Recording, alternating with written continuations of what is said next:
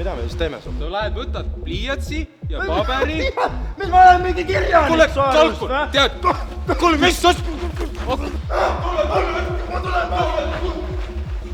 Oota! Saab ka ilma labidata.